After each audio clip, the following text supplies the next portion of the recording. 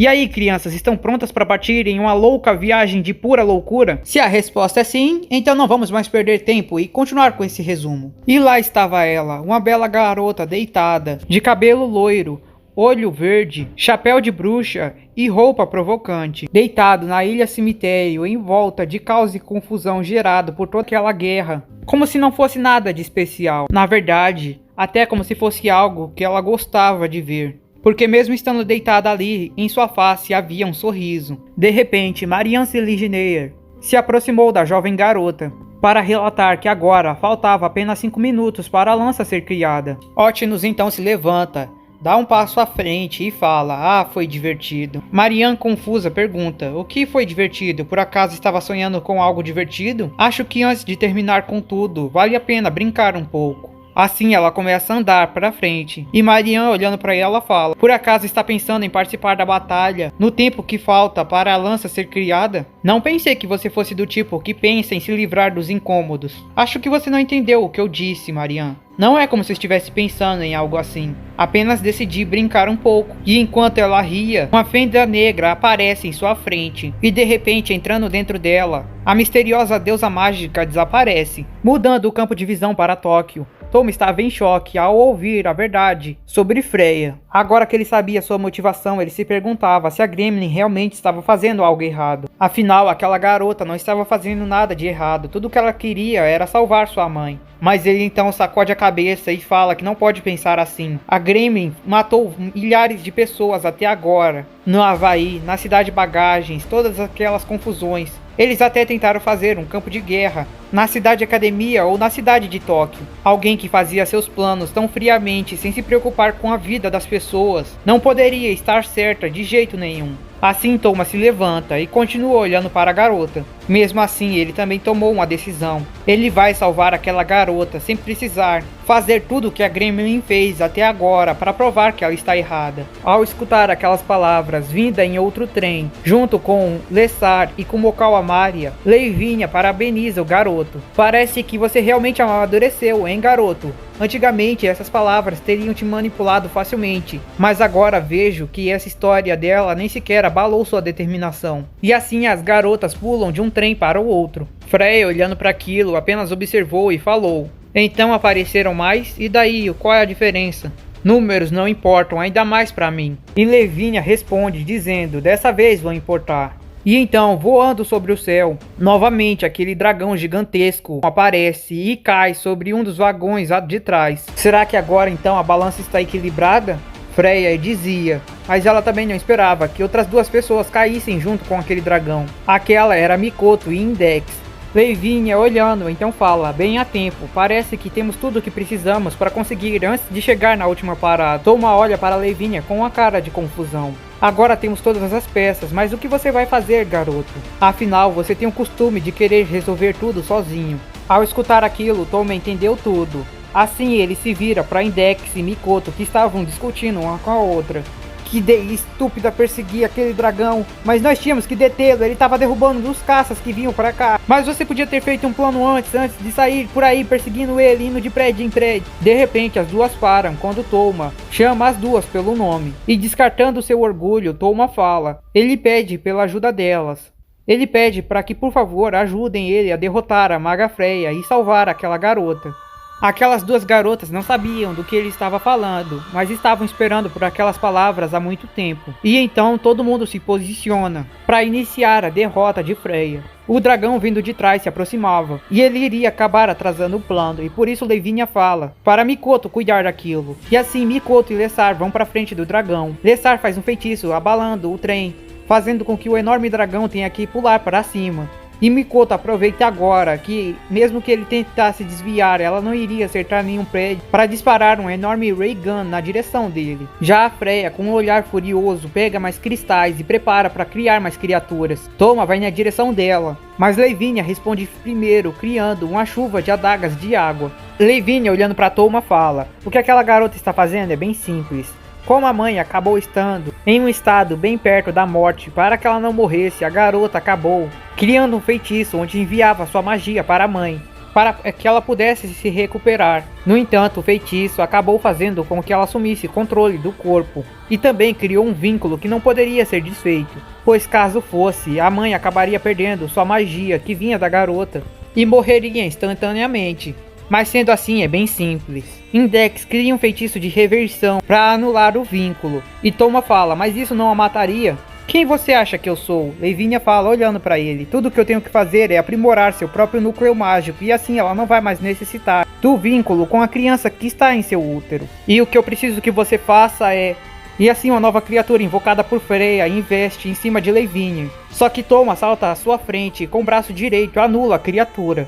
Impedir que alguém atrapalhe, não é? Ele fala olhando para ela. Finalmente o trem havia se aproximado da entrada da Baía de Tóquio.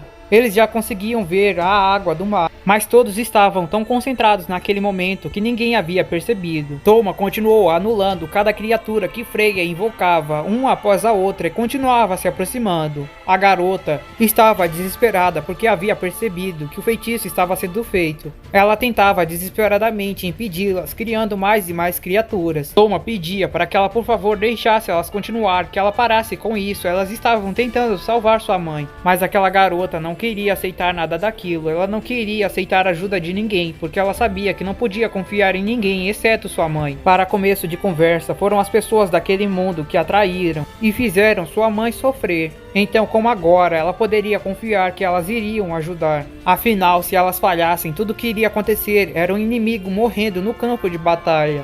Então, ela não tinha motivo nenhum para confiar. Mas então Toma pergunta, se fosse realmente verdade, acha que alguém bondosa como a sua mãe te traria para um mundo onde realmente não existisse ninguém mais em quem a garota pudesse confiar? Por acaso, em algum momento, aquela mulher gentil havia mostrado que não valia a pena viver naquele mundo? Se aquela mulher estava se esforçando tanto para que sua filha pudesse viver naquele mundo, é porque ela acreditava que ainda existisse salvação para ele. Naquele momento, Freya ficou sem reação e Thomas se aproximou dela o suficiente para acertar um soco na garota. Mas diferente de todas as outras vezes que ele fez isso, quando se aproximou de um inimigo, dessa vez, ele apenas abraçou a garota e falou, tudo bem, você não precisa mais sofrer assim. Você pode confiar em mim, que confia em meus amigos.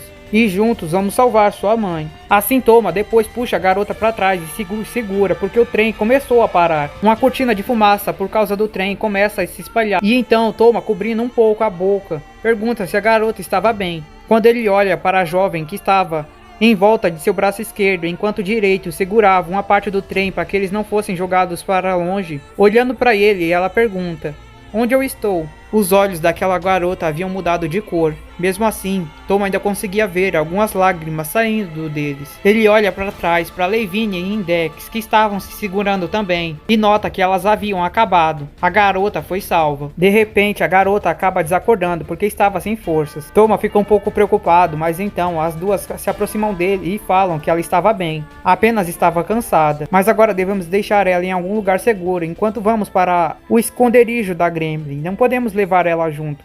Então ele pensa em pedir para uma das garotas ficar ali protegendo ela. Mas quando novamente ele olha para trás, ele percebe que aquele dragão havia ficado ainda maior e estava vindo na direção deles. Ei, a responsabilidade de cuidar dele era de vocês! Toma pensa em correr, mas não conseguiria correr muito com aquela garota no colo. A situação era a pior possível, porque aquele dragão parecia que ia se jogar na direção deles. Mikoto e Lessar, correndo daquele dragão, estavam desesperadas. Aquela coisa parecia ter recebido seus ataques e ficado ainda maior. Droga, mesmo que a gente ataque, essa coisa só vai ficar ainda maior! Mas faltando poucos metros para que aquela coisa caísse, um homem salta do chão para cima do trem e começa a correr na direção daquele dragão. Toma e Kumokawa Maria foram os primeiros a notar quem era, apontando 2 dedos para a direita. Uma lâmina de luz aparece dos dedos daquele homem, que salta na direção do dragão, e o corta completamente em 2, dividindo ele para que ele não caísse sobre o trem, e assim salvando todo mundo que estava em cima dele. O homem que havia assaltado e salvado todos era ninguém mais, ninguém menos do que o próprio Kihara Kagon. E assim é mostrado que há muito tempo atrás, enquanto ele ainda estava vivo, ele já havia visto Otnus ressuscitar alguém, e por isso ele ficou preocupado. Se um dia ele acabasse morrendo, existia a possibilidade de Otnus fazer o mesmo com ele, já que era necessário alguém conhecedor da ciência para ajudar em seus planos. Sabendo dessa possibilidade, ele conseguiu utilizar produtos químicos para injetar uma ordem em seu cérebro, uma que faria que mesmo que ele morresse, seu corpo priorizaria o salvamento de pessoas a qualquer custo, principalmente se essas pessoas fossem importantes para ele. E naquele lugar, em cima daquele trem, estava lá, com vocal a Maria, uma de suas estudantes. Além disso, também havia Freya, uma companheira importante para ele. E assim, todos descem do trem antes que ele partisse novamente, finalmente chegando na Baía de Tóquio. Lessar é a primeira a falar assim que todo mundo se reúne. Essa com certeza foi uma das piores viagens de trem que eu já tive. E assim Kagon se aproxima de Toma e fala para ele entregar a garota. Toma fica encarando sem saber se poderia confiar nele. Mas assim Maria vai até Toma e fala que tudo bem. De toda forma alguém precisava ficar aqui protegendo ela. Então Maria decide ficar. Toma vê que ela queria ficar com Kagon. No fundo do coração ele sabia que tinha que dizer a ela. Mas antes mesmo que ele pudesse colocar aquilo em palavras, ela já fala: eu sei, ele já está morto, mas por favor, só por mais um tempo, me deixe caminhar ao lado do meu professor, por uma última vez. Toma sabia que poderia confiar em Maria, e também era verdade que ele tinha que deixar a garota Freya com alguém. E ele sabia que também foi Kagon quem ajudou todo mundo durante a cidade bagagem. Sendo assim, ele decide confiar a garota a ele. Ele pede para que ela proteja ela enquanto ele vai resolver tudo isso, e também para que ela se mantenha segura. Assim, Maria começa a caminhar para outra direção, e Kagon anda a seu lado. Enquanto os dois começam a se afastar, Toma, olhando a figura dos dois de costa, pergunta a Lavinia se não havia nada que eles pudessem fazer. Lavinia fala que já era um milagre ele ainda estar ali, andando junto à sua aprendiz. Isso era mais do que eles podiam fazer. Não havia como trazer alguém de volta à vida. Toma fica furioso novamente. Otnus estava brincando com o corpo daquele homem como se fosse um brinquedo. Vamos, temos que ir logo. Mas então Lessar aponta para o corpo do dragão e fala: a gente vai deixar aquilo ali? Não há muito que a gente possa fazer, Toma fala olhando para ela. E Lavinia responde: não se preocupem, assim que a gente subir no barco, eu vou ligar para os outros membros da organização para que eles venham retirar o corpo do dragão. Toma fala: que barco? E então Lavinia, sacudindo umas chaves que havia pegado do bolso de Kagon, fala: o barco que ele usou para vir até aqui. E aí Toma fica encarando ela enquanto pensa: sério que naquele momento tão tenso e triste você roubou o cara? Já no navio, todos se preparavam para a chegada em Sargasso. Lessar se perguntava: quantos ainda será que tem? Quando Toma olha para ela, ele pensa: é verdade, quantos inimigos ainda temos que enfrentar até chegar em Otnus? Mas Lavinia revela que não era para eles se preocuparem. Antes de subir no trem, ela já havia recebido uma mensagem dizendo que a maioria dos membros da linha de frente da Gremlin já estava em combate. Na ilha agora só havia um gigante de pedra, Marianne, Mjolnir e a própria Otnus. E Toma fala: e o Thor? E Lavinia responde que ele não estava mais na Gremlin. Lessar se sente confiante e fala: talvez com esses membros a gente possa até mesmo derrotar a Gremlin agora. E então Index fala: isso é impossível. Se a tal Otnus realmente se tornou uma deusa mágica, mesmo que só fosse ela que estivesse na ilha, nós não poderíamos vencer. E então Mikoto pergunta: e esses tais deuses mágicos são tão poderosos assim? E Lavinia, ainda com o telefone na orelha, fala: isso é óbvio. É o ponto máximo da magia. Até nós consideramos eles como mitos ou lendas. Pensar em enfrentar um é como pensar em enfrentar um deus. Se já é complicado em pensar em enfrentar um deus mágico incompleto como Olérios, imagina só pensar em tentar lutar contra um verdadeiro. E assim todos eles ficam quietos, e finalmente alguém atende a ligação de Lavinia. Aquele era Mark,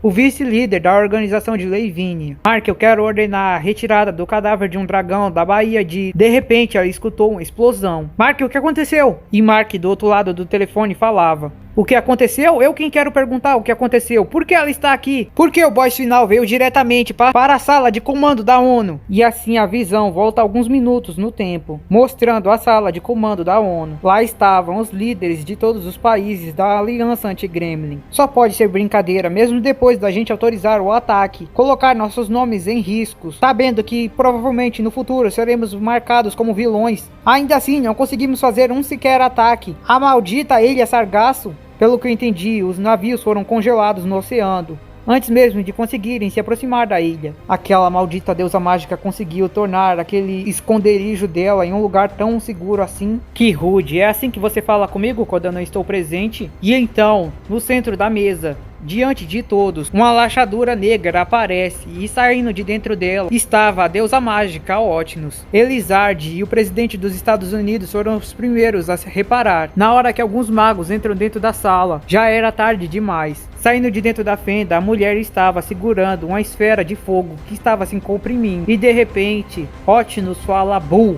como se quisesse dar um susto nas pessoas que estavam ali. E a esfera se expande, causando uma explosão. Mark, depois de sentir a explosão, vai até onde eles estavam. E então, depois se escondiam dos destroços e vê a mulher ali, flutuando no meio de tudo.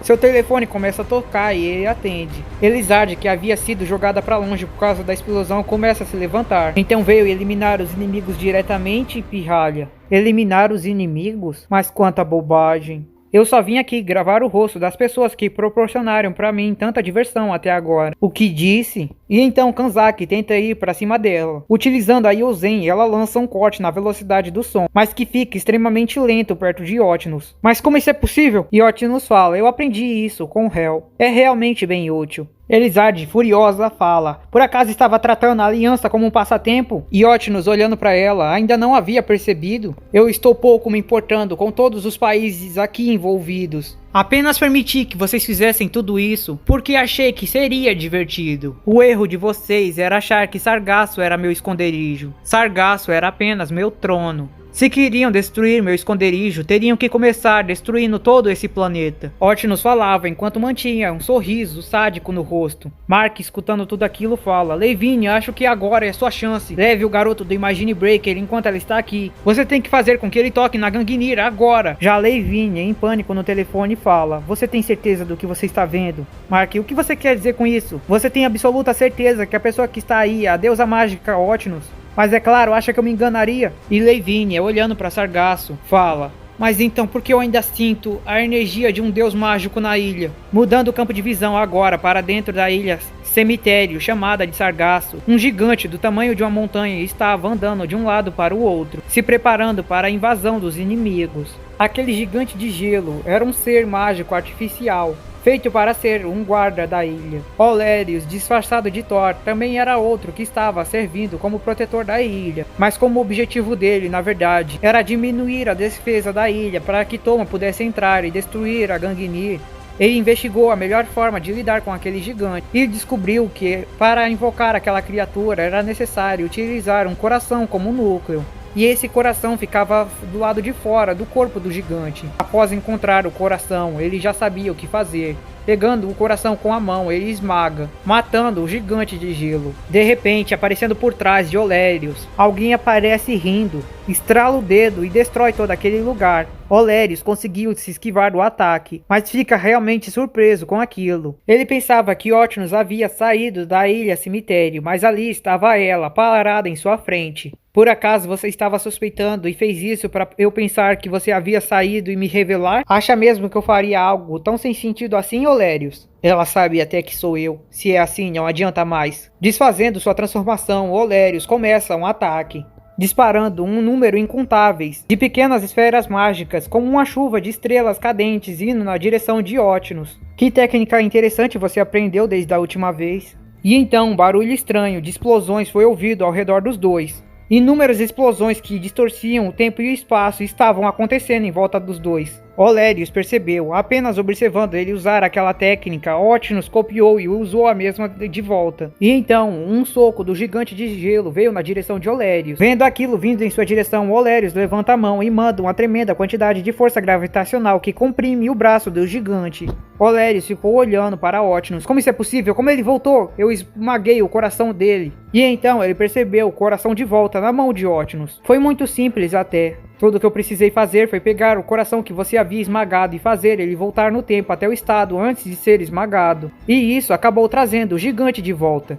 Agora, como eu respondi a sua dúvida, responda a minha. Você tinha alguma outra missão em especial, além de revelar a minha posição para a aliança e diminuir a defesa de Sargasso?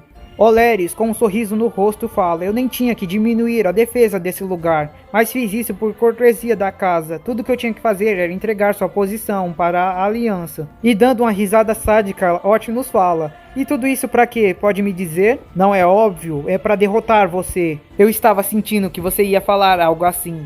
Me diz, Olérios, como você planeja me derrotar se nem tem mais um braço para usar? Quando Olérios olha para ela rindo enquanto falava aquilo, ele se perguntava o que ela queria dizer. E aí então, quando ele olha de repente para seu braço esquerdo, que ele nota que ele já havia desaparecido. Vamos lá, Olérios, essa teoricamente deveria ser a batalha final. Trate de me divertir o pouco tempo que você ainda tiver, segurando seu ombro e apertando. Olérios começa a pensar e nota que aquela Otnus estava muito mais sádica do que o normal. Além disso, parecia que seu cabelo também estava um pouco maior. Algo havia acontecido. Já no navio, novamente, Lavinia começa a perguntar para Mark. Eu vou repetir, você tem certeza que a pessoa que está aí é a Otnus?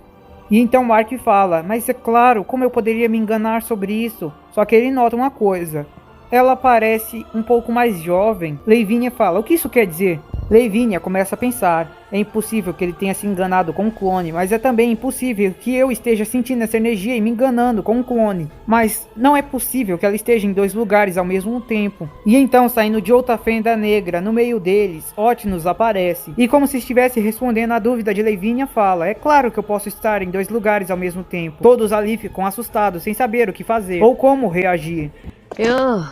Imagine Breaker. Lavinia ficou mais confusa do que nunca. Ali estava ela, mas era outra energia. Agora, em um terceiro lugar, não pode ser, mas o que está vendo? É muito simples, eu estar em mais de um lugar ao mesmo tempo. É só outra de mim estar em um lugar, outra de mim estar em outro, e eu estar aqui. Mas se fosse um clone, a gente teria percebido. E quem falou algo de clone? Para muitos, ter mais de um mesmo no mundo pode ser impossível. Mas para mim isso é bem simples. É só eu criar uma abertura no tempo e espaço e trazer um admin de um universo diferente. Ao escutar aquilo, Lavinia fica pálida, sem reação. Isso é impossível. E Toma fala, o que ela quis dizer com isso? Eu não entendi nada. Droga, agora que chegou nisso não tem jeito. Toma começa a se levantar e vai na direção da garota. Mas quando ele acerta um soco onde a garota deveria estar, ela simplesmente desaparece. E aparece no meio do oceano, andando sobre a água. Lavinia, ainda em choque, não consegue pensar em nada. O que foi, garota? Não consegue pensar? Seu cérebro parou de raciocinar? A resposta é óbvia. O fato é que vocês não podem fazer nada, porque já está clara a diferença de dimensões em que estamos. Toma vai até a borda do barco e fala, não seja idiota, a gente vai acabar com seus planos. O único problema é que estamos no meio do mar, se estivesse em terra firme eu poderia ir até ela. Otnus começa a rir e fala, que corajoso. Você deve ser o único que ainda pensa assim. E o fato de nem ter hesitado em dizer isso é muito divertido. O que você quer dizer com apenas eu penso assim? De repente, Toma olha em volta e percebe que todas as garotas que estavam ali com ele simplesmente congelaram. O poder daquela mulher era tão absurdo que elas não conseguiam nem ao menos raciocinar para saber como deveriam agir. Então, garoto do Imagine Breaker, está dizendo que se a batalha acontecesse em terra firme, você teria uma chance? Sendo assim, então eu vou te ajudar. Vamos até terra firme. De repente, mudando a posição do céu e do mar, uma parte do oceano em que o barco estava vai para cima da ilha cemitério. E o navio de Toma começa a cair em cima da ilha cemitério. O que ela fez? Ela moveu uma parte do oceano. Aquilo foi algum tipo de telecinese ou manipulação da gravidade? De repente, Toma percebeu que ele estava sozinho, caindo junto com o barco.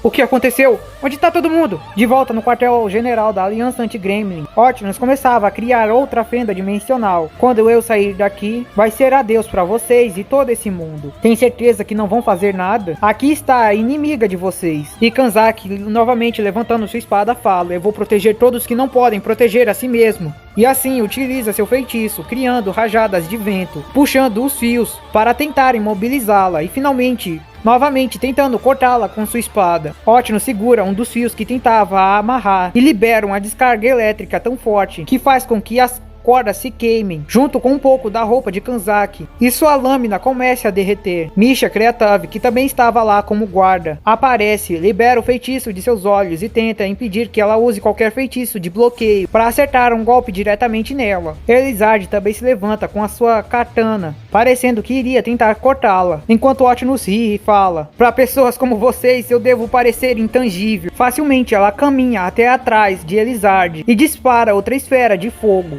jogando na direção de Misha. Mark, que estava vendo tudo, fica sem acreditar. Ele não viu ela se mexer. O presidente dos Estados Unidos fala, você veio aqui apenas para se vangloriar e esse vai ser seu erro. Otnus, olhando para ele, fica em dúvida. Sobre o que você está falando? Tem algum plano a mais? Será que está achando que porque eu estou aqui ninguém está protegendo a base? E por isso vão conseguir destruir a Gungnir? O presidente fala, disse eu ainda não sei. mas nunca as pessoas que comemoraram antes da vitória conseguiram realmente aproveitá-la. Belas palavras, mas você continua sendo ridículo. Se nem ao menos consegue se levantar e me olhar de frente para dizer isso. Assim, aquela Otnus um pouco mais nova começa a entrar na fenda. Agora chegou a hora. É hora de vocês dizerem adeus ao mundo de vocês. Mark finalmente se revela, pensando em atirar. Mas Otnus fala, você passou todo esse tempo aí parado. Agora pense em atacar com algo tão inútil? E Mark muda de ideia, mas decide fazer uma última pergunta antes que ela entrasse na fenda. Você fica falando que vai ser o fim do mundo. Por acaso, está pensando em exterminar toda a raça humana? Vai matar todas as pessoas que estão na Terra? E Otnus rindo fala, algo além disso. E então desaparece na fenda. Enquanto isso, em Sargasso, Olérios e Otnus continuavam a batalha. Olérios continuava atacando com uma parede de explosões intermináveis. Centenas de milhões de explosões estranhas aconteciam ao redor dos dois. Cada uma distorcia o tempo e espaço. E por isso toda a realidade em volta dos dois estava se distorcendo. De repente, ele utiliza Helios Kajaf para transformar sua energia vital em poder mágico. Acumulando uma grande quantidade de força gravitacional em sua mão, ele cria uma esfera idêntica a um buraco negro e a lança na direção de Otnus, e depois a expande. Otnus facilmente consegue se esquivar do ataque, mas por causa da aproximação dela ao buraco negro, a força gravitacional do buraco negro, que é capaz de absorver a luz ou até mesmo o tempo, fez com que ela ficasse extremamente lenta, enquanto Olérios teve mais do que tempo de conseguir ativar um feitiço em sua mão e se aproximar dela, o suficiente para que ela não pudesse se esquivar ou criar um portal. É agora aquilo que eu vim desenvolvendo todos esses anos. Assim, Olérios começa a lembrar de uma conversa que teve com Sylvia e Fiamma. Se Otnus desejava todo esse tempo a Gungnir, porque só recentemente ela iniciou o projeto de sua criação? Olérios responde, ela não podia ter feito antes. Ela sabe que quando ela tiver a Gungnir e então causar uma distorção em escala universal, eles não vão gostar nada disso. Aqueles que fizeram as leis dos deuses mágicos. Existe um limite para quanto um deus mágico pode distorcer do mundo, senão ele estará quebrando as regras. O plano de Otnus com certeza vai quebrar essas regras, então ela precisava de uma garantia, caso eles viessem. E que garantia é essa? Ela desenvolveu uma técnica que servia especificamente para matar outros deuses e depois apagou a técnica da história para que ninguém pudesse copiar. Mas em troca de me tornar um deus mágico, eu consegui seguir os caminhos mágicos que ela deixou e que apagou da história para desenvolver a mesma técnica. Embora agora eu não possa me tornar um deus mágico, eu possuo essa técnica. Em outras palavras, Otnus, a técnica que você desenvolveu e que você pensava que iria garantir o sucesso do seu plano vai ser a técnica que vai te trazer a ruína. A habilidade mágica, Fire Spell. De repente, uma lança branca é gerada na mão de Olérios. Vire uma fada. E então ele atinge com sua mão o centro do peito de Otnus. Agora é tarde para você. Essa habilidade ignora qualquer existência, distorcendo toda a resistência conceitual e arquetípica do ser, o tornando uma fada. A habilidade específica para matar os deuses e torná-los inferiores aos humanos. Mas assim que Olérios levanta seu rosto para encarar o rosto de Otnus, a garota aparece atrás dele rindo. Ah, como eu esperava, foi realmente divertido lutar com você, meu velho amigo. Mas ao menos deveria ter me prendido com algo melhor do que apenas a força gravitacional de um buraco negro. Assim ele nota que aquilo que lhe atingiu era uma cópia. Mas como eu não percebi antes? Fire Spell. Transforme-se em uma fada. E então, Otnus quem perfura com seu feitiço. Olérios começa a cuspir sangue e então Otnus fala, acho que não precisa explicar o que esse feitiço faz. Olérios pergunta, como você fez isso? Você estava tão concentrado no seu plano que ficou óbvio que você estava tramando algo. Por isso mesmo, eu garanti de te colocar em uma espécie de ilusão que desorientava seus sentidos. E então, quando finalmente você iniciou seu plano, tudo que eu precisei fazer foi você ver uma Otnus diferente. Da próxima vez que for utilizar essa técnica, garanta de ser contra alguém que não te conhece tão bem. Ela volta a rir e fala, se bem que eu acho que você nunca mais vai utilizar isso contra alguém. Pois é, mas eu acho que vai ter outra pessoa que vai gostar desse conselho. O quê? E de repente, uma lança da Fire Spell atravessa o centro do peito de Otnus, vindo pelas costas. Sabe? Quando eu disse sobre essa técnica para ele nem sequer hesitou em desistir de ser um deus mágico. Quando ela olhou para trás, ela percebeu que era Fiamma, que estava utilizando a técnica contra ela. No entanto, algo que eles não esperavam aconteceu. Otnus começa a gargalhar. Ela riu de toda aquela situação. Obrigado, realmente muito obrigado. Como eu esperava, adiar tudo até o último momento me proporcionou o melhor espetáculo que eu podia esperar. Mas então, já chegou a hora. Vamos acabar com isso de uma vez. Assim a visão é mudada para Touma, que havia caído suavemente no último minuto na ilha Sargasso. Ele sentiu que alguém havia evitado que ele se esborrachasse com o chão. Mas o que aconteceu dessa vez? Assim ele levanta e começa a ir na direção do centro da ilha. Quando ele começou a se aproximar, ele sentiu uma pressão enorme no peito. Era uma energia colossal. Ele não se sentia assim desde que entrou no centro da Terceira Guerra Mundial. Mesmo assim, ele continuou correndo em frente. E então, ele encontrou um campo de batalha completamente devastado. Olérios e Fiamma estavam caídos. E a única de pé era a própria Otnus. やっとサルガッソーにたどり着いたっていうのに、この得体の知れない感覚は何だ。どうなった。よう、イマジンブレイカー。と、後ろには仲間も連れているか。だが遅すぎたな。お前は間に合わなかった。間に合わなかった。つまり、槍が完成したのか。まさか、お前が持っているそれが、グングニルだってのか。槍を手にすれば成功の可能性が 100% となる。 Otnus ria vendo a preocupação de Touma, enquanto ele pensava se a lança havia sido concluída ou não. Não adianta ficar pensando nisso mais. Digamos que Mariana não conseguiu fazer a lança, afinal, como ela disse que seriam 5 minutos, ainda não deve estar completa. Mas isso não importa mais. Desde o começo eu estava mentindo para todo mundo. Touma ficou confuso. O que você quer dizer com isso? Eu poderia ter feito a lança no momento em que eu quisesse. É claro, existia 50% de chance de acabar não dando certo, mas acha mesmo que algo assim, como 50% de chance, vai impedir alguém de realizar o seu desejo? Do que está falando? Se isso é verdade, por que você fez tudo isso até agora? Eu estava querendo ver se era possível realmente completar a lança de forma manual. Além disso, também era um bom jeito de distrair Olérios, que não parava de pensar nisso. E o mais importante, é claro que foi para eu poder me divertir. Ver todos vocês se esforçando para impedir que eu consiga a lança foi muito melhor do que qualquer show que eu poderia ver. Foi um divertido jogo de tabuleiro. E quando finalmente faltaram apenas 5 minutos para a lança ser completa, eu vi que o meu checkmate era inevitável. Por isso, decidi gastar o resto do tempo brincando da forma que achasse mais interessante. Mas agora chega disso, não faz mais diferença continuar, a brincadeira já chegou ao fim. Touma caiu de joelhos em choque com o que acabou de ouvir. Isso significava que desde o começo, ela sempre poderia ter a Gungnir no momento em que quisesse. Ela enganou seus próprios companheiros, seus aliados, apenas para se divertir. Para que essa surpresa? Odin é conhecido pelas pessoas como o deus da estratégia e da mentira. Isso é realmente algo que devesse surpreender tanto? Vamos, garoto, se anime, você vai descobrir algo que até mesmo eu tinha dúvida. Touma começa a se levantar e fala: descobrir algo que você tinha dúvida? Eu sempre me perguntei qual era o barulho que fazia quando o multiverso era deletado. Touma tentou reunir forças para conseguir se mover para frente, mas simplesmente não vinha. Aquilo na frente dele dava tanto medo que ele não conseguia nem se mover. ちまちま戦うなんてめんどくせえな。